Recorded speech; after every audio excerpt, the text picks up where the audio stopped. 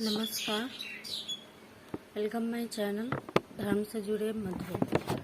आज हम आपको छोटी छोटी बहुत सी चीज़ें हम बताएंगे जो हमारे दैनिक जीवन में उपयोगी होती हैं और जिनको नित्य करने से, ठीक है, जिनको हम दैनिक जीवन में अपनाते हैं तो जब हमारा एक समय हो जाता है उसको अपनाते हुए तो वो चीज़ें हमें कितना शुभ फलदायी होती हैं या फिर वो हमें कितना अशुभ फलदायी होती है, आज हम यही आपको बताने वाले हैं। तो चलिए हम जानते हैं। तो सबसे पहले आप जानिए कि जब हम मान लीजिए आप पूजा कर रहे, कोई भी ऐसा पूजा पाठ हुआ, कोई भी घर में कोई अनुष्ठान हुआ और कोई भी सोया हुआ व्यक्ति है, ठीक है, कोई बच्चा सोया हुआ है, कोई बुजुर्ग है, कोई भी, ठीक है, तो कभी भी सोए हुए व्यक्ति का चरण स्पर्श नहीं करना चाहिए। कभी कभी क्या होता है, हमने देखा है टीवी वगैरह में, सीरियल्स में, कि पति देव सोए हुए हैं और पत्नियां जो है वो सुबह उठती है। ज़्यादातर अधिकतर घरों में तो पत्नियां ही सुबह उठती हैं, तो सोए हुए पति के वो चरण स्पर्श करते हैं। तो ऐसा कदापि ना करें, बिल्कुल भी ना करें। हमें लगता है कि हम बहुत अच्छा काम कर रहे हैं और वो किसी भी दृष्टिकोण से वो सही नहीं होता है। कभी भी सोए हुए व्यक्ति का चरण स्पर्श नहीं करना चाहिए, ठीक है। और जब भी आप किस आरती दिखा रहे हैं, कोई पूजा वगैरह करने के बाद जब आप किसी को आरती दिखा रहे हैं, कोई सोया व्यक्ति है, तो हम लोग सोचते हैं दूर से ऐसे करके दिखा दें। तो ऐसी गलती भी आप ना करें। और ना ही सोए हुए व्यक्ति का तिलक करना चाहिए। तिलक जो हम लोग टीका लगाते हैं वो भी नहीं करना चाहिए। ये बहुत ही अशुभ संकेत इसको माना जा सकता है। तो कभी भी सोए हुए व्यक्ति को आप चरण स्पर्श ना करें, ना ही उनको तिलक लगाएं और ना ही उनकी आप आरती उतारें, ठीक है। अब दूसरी तरफ बात है कि जब भी हम पूजा करते हैं, तो मैंने पूजा वाले वीडियो में बताया है, लेकिन एक चीज़ मैं नहीं बताई थी, मुझे ध्यान नहीं रहा था। उसमें भी बहुत सारी चीज़ें छूट गई हैं, ठीक है, उसमें भी बहुत सारी चीज़ें छूट गई है जो मैं बता नहीं पाई हूँ। तो उस पर भी एक अलग आपको हम बताएंगे, एक वीडियो बनाएंगे। तो देखिए, जब भी हम पूजा करते हैं तो पूजा के दौरान घंटी जो होता है उसको जमीन पर नहीं रखा जाता है, और दीपक होता है उसको भी जमीन पर नहीं रखते हैं, शंख को नहीं रखते हैं, और किताब जो हम पढ़ते हैं, जो हम स्रोत पढ़ते हैं, पाठ पढ़ते हैं, कोई भी मंत्र वगैरह, जो भी हमारी पुस्तक, जो धर्म ग्रंथ होते हैं, उनको कभी भी जमीन पे नहीं रखना चाहिए। कहते हैं कि माँ धरती जो है इन पुण्य चीज़ों का जो है वो भार नहीं सह पाती हैं, वो उनके लिए कष्टकारी होता है। तो कभी भी इन चीज़ों को सीधे जमीन पर ना रखें। कुछ भी नहीं है तो एक लकड़ी का आप पाटे बना लीजिए, लकड़ी का साधारण एक पाटा हो, उस पर आप एक कपड़ा बिछा लीजिए और उस पर आप आराम से रखा कीजिए। कभी भी जमीन पर ना रखें। और ना ही हाथ में लेकर के पुस्तक को पढ़ना चाहिए। जैसे हम कोई चालीसा पढ़ते हैं, ठीक है, तो कोई भी हाथ में चालीसा याद रहता है तो हम नॉर्मली हाथ जोड़ करके आंख बंद करके कर लेते हैं। लेकिन जो चीज़ें हमें याद नहीं रहती है वो हम हाथ में लेकर पढ़ते हैं। तो कभी भी हाथ में लेकर ना पढ़े किताब को, उसको आप रख दे, चौके पर रखे, पाटे पर रखे, या फिर वो बुक रखने वाली जो आती है, बनती है, उसको आप उस पर रख करके आप पढ़ा करें, ठीक है। अब एकादशी, अमावस्या, कृष्ण चतुर्दशी, पूर्णिमा, व्रत तथा श्राद्ध के दिन दाढ़ी नहीं बनवानी चाहिए, ठीक है। जो दाढ़ी जो बनवाते हैं दाढ़ी नहीं बनाना चाहिए, जिसको छौड़ कर्म कहते हैं, वो नहीं करना चाहिए। जो और स्त्रियां जो होती हैं, पंडित जी लोग तो चोटी बांधते ही है, जिसको शिखा बंधन बोलते हैं, वो लोग तो बांधते ही है।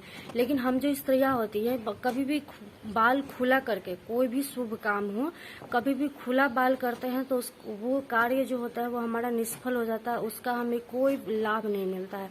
तो कभी भी शुभ काम कर रहे हैं, कोई भी पुण्य काम कर रहे हैं, कोई भी कामना है, तो कोई भी आप व्रत कर रहे हैं, तो कभी भी खुले बाल रख के आप ना करें। शिखा बंधन जरूर करें। कहने का मतलब चोटी, देखिए पीछे से हमने एक चोटी बना रखी है, उस तरह की चोटी जरूर बांधनी चाहिए, ठीक है।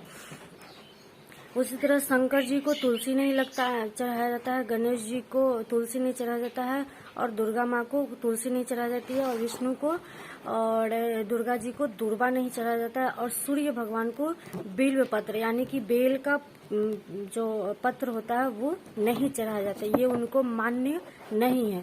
और उसी तरह से विष्णु भगवान को तुलसी का पीले जो गेंदा होता है, बिल्कुल पीला पीला जो गेंदा होता है, वो और बेसन के लड्डू अत्यंत प्रिय हैं, इनको आप जरूर भोग में इस्तेमाल कीजिए। उसी तरह शंकर भगवान है तो बिल्व पत्र है, भोग है, धतूरा है, मंदार है, ये इनको अत्यंत प्रिय है। इनकी पूजा में आप इनका अवश्य इस्तेमाल कीजिए। उसमें माँ लक्ष्मी है तो इनको कमल जो है वो सफेद वाला जो कमल होता है उसको जरूर इस्तेमाल कीजिए। ये अत्यंत, जैसे लक्ष्मी पूजा आप जब भी करते हैं तो लक्ष्मी पूजन में कमल का पुष्प जरूर इस्तेमाल कीजिए। तो लक्ष्मी जो माँ है जो वो समुद्र से निकली थी, ठीक है, लक्ष्मी माँ जो थी वो समुद्र से निकली थी, तो इनको समुद्र से यानी जल से जुड़ी चीजें अत्यंत प्रिय है। तो जो जल वाला जो सिंगाड़ा आता है, जो फल आता है, वो उनको अत्यंत प्रिय है। लक्ष्मी पूजन में आप इनका इस्तेमाल करिए। बतासा इनको बहुत प्रिय है, और मखाना, ठीक है, माँ लक्ष्मी को मखाना अत्यंत प्रिय है, आप इनका इस्तेमाल अवश्य कीजिए।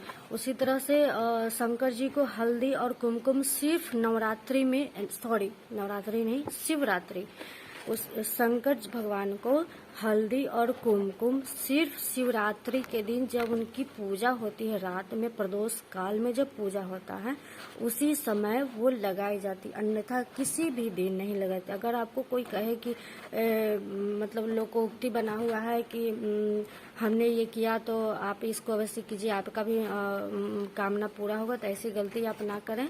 कभी भी शंकर भगवान को हल्दी नहीं लगाया जाता, और न ही शंकर भगवान की पूजा में शंख का इस्तेमाल होता है, ठीक है। किसी भी तरह से शंकर भगवान की कोई खास पूजा कर रहे हैं तो वहाँ पर शंख इस्तेमाल नहीं होता है। अगर आपको शंख बजाना है तो उनकी पूजा शुरू करने से पहले आप शंख बजा लीजिए, और जब उसके बाद फिर उनके ध्यान कर कर संकल्प कर कर उनका पूजा प्रारंभ कीजिए, क्योंकि उन्होंने शंखचूड़ का वध किया था। तो शंखचूड़ की वध करने के कारण शंख जो है उनकी पूजा में निषेध है, ठीक है। अब अक्षत की बात करते हैं, तो जब भी आप अक्षत चढ़ाएं तो धो कर चढ़ाएं, और अक्षत बिल्कुल साबुत होने चाहिए, टूटे हुए नहीं होने चाहिए। तो शंकर भगवान पर आप 5 दाना ही चढ़ाएं, ठीक है, नहीं करें कि एक मुट्ठी आप चढ़िए, आप 5 दाना ही श्रद्धा भावना के साथ आप चढ़ाएं, लेकिन वो बिल्कुल खड़े होने चाहिए, साबुत होने चाहिए। तो शंकर भगवान के ऊपर सफेद चावल चढ़ता है अक्षत के रूप में, और विष्णु भगवान के ऊपर तिल, सफेद तिल, और गणपति गजानन का भी सफेद तिल चढ़ाया जाता है, और बजरंगबली जी जो है वो चने चढ़ाए जाते हैं। और चावल विष्णु भगवान और बजरंगबली जी को चावल नहीं चढ़ाया जाता है। अब शुक्रवार को दही खाने से जो है आयु की वृद्धि होती है। शुक्रवार को छौर कर्म करवाने से आयु की वृद्धि होती है, ये लोकोक्ति है, और कहीं न कहीं ये अधिकतर लोग इसे मानते भी हैं, तो मानना चाहिए। अब जब भी आप मंदिर जाते हैं, ठीक है, जब भी हम मंदिर जाते हैं तो घंटी बजाते हैं, प्रवेश द्वार होता है उसका हम हाथ से स्पर्श कर कर अपने मस्तक से लगाते हैं। तो मंदिर के अंदर प्रवेश करने के बाद आप मूर्ति को छूने की गलती बिल्कुल भी ना करें। मूर्ति को छूना यानी प्राण को छूना, आत्मा को छूना। तो किसी भी मनुष्य की आत्मा को तो हम छू नहीं सकते हैं, तो ईश्वर की आत्मा के छूने की कल्पना भी हम नहीं कर सकते। वो हमारे लिए बहुत ही घातक होता है, उसका दुष्परिणाम होता है। तो कभी भी आप मंदिर जाएं तो मंदिर के अंदर जो मूर्तियां होती हैं उनको छूने की गलती ना करें। तो हम क्या कर सकते हैं, तो हम पुजारी जी से, अगर वहाँ पर व्यवस्था बनी है तो पुजारी जी से पूजा करवा करके बिल्कुल शांत मन से कि हमारी पूजा जरूर पूर्ण होगी। ऐसी गलती आप ना करें कि हम मंदिर आए और हमने भगवान को खुद से पूजा नहीं किया, भगवान को हमने पकड़ा नहीं, छुआ नहीं, तो हमारी पूजा सफल नहीं। कभी भी मंदिर में आप मूर्ति जो होती है, प्रतिमा जो होती है, उनको छूने की गलती ना करें, नहीं छूना चाहिए। उनकी ऊर्जा इतनी शक्तिशाली है कि हम मात्र अंश मात्र भी हम सहन करने की हमारे अंदर शक्ति नहीं होती है। तो कभी ये गलती ना करें आप। अब हम क्या करें, तो मंदिर जो होता है एक क्या कर सकते, एक शरीर होता है, और मूर्ति जो होता है वो एक आत्मा होती है। तो इसका शरीर का मुख जो है वो ऊपर होता है, जैसे हम प्राणियों का होता है। तो जब भी आप मंदिर जाएं तो शिखर, जो सबसे ऊंचा जहां पर ध्वजा लहरा रही होती है, उसका दर्शन अवश्य कीजिए। उसका दर्शन अत्यंत शुभकारी होता है। और जब भी आप मार्ग में किसी कार्य के लिए जा रहे हैं आप, तो आपको मंदिर के दर्शन हो रहे हैं तो शिखर का दर्शन आप जरूर करें, ये बहुत ही शुभ फलदायी होता है। अब छोटी छोटी चीजें थी जो दैनिक जीवन में उपयोगी चीजें थी। तो आपको ये जानकारी कैसी लगी हमें अवश्य बताइए। और जिनका भी जन्म कुंडली की आ रहा है तो थोड़ा वेट कीजिए, क्योंकि अभी उसका टाइम नहीं है, और इधर कुछ दिनों हम व्यस्त रहें, इसलिए हम नहीं बना पाए, और जिनका नहीं बना है वो नेक्स्ट टाइम में बन जाएगा। तो चलिए सबको राधे राधे।